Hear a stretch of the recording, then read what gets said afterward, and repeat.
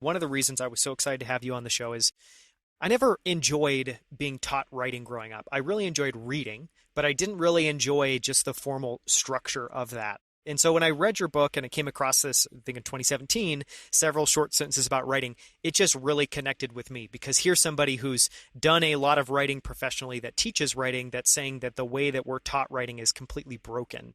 And it feels like, just reading that book, it comes across like you were on a mission when you wrote that book. Can you share a little bit of like the origin story or backstory of what led you to write that? It's based on my own transition out of academics because in the early 1980s, I was teaching 18th century literature and English literature at Fordham University. And my first book came out in 86.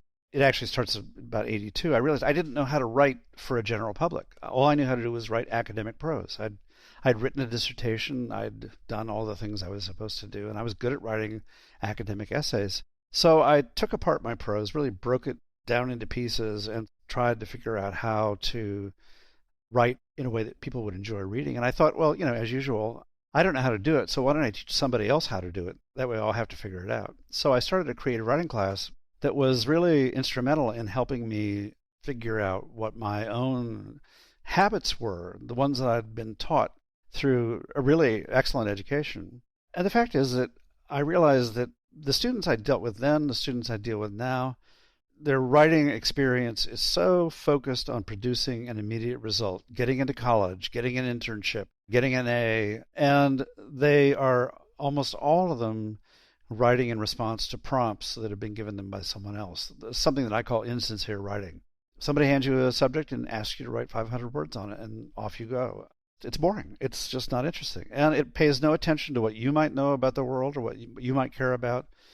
So I found actually that the more I understood the difference between the academic writing I'd been taught to do and the way I wanted to write, the clearer the separation seemed. So what I do now is essentially help students escape from their education. That's my enterprise every year. And it's always fun because they escape quite readily. They all know that what they're making in their classes is an artificial product that doesn't actually have any particular interest for anyone except them and the professor. So they move with real speed and alacrity toward a new way of writing. And what I have to do is actually take them back in time. Let's go back to a place where you're able to make very short sentences, simple sentences. Because if you think about the way we're taught to write in this country, the assumption is the longer the sentence is, the smarter you are.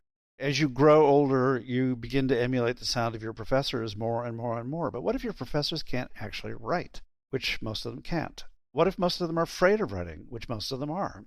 Well, you're in this terrible bind where you're essentially looking for a model, but you can't find it in the world you want to be entering. So what I'm really trying to do is create this sort of radical cell that slowly sends young writers out into their various professions with a little more skill, a little more linguistic aplomb, slowly start changing the language so that it's more responsive to all these things that are going on in the students' own minds. And what really lay at the root of it, too, was realizing that basically students are taught, you have to be taught this, they're taught that what they notice is not important, that the things they pay attention to really don't matter because they're going to be taught how to handle what other people notice, what other people have written, what other people have said.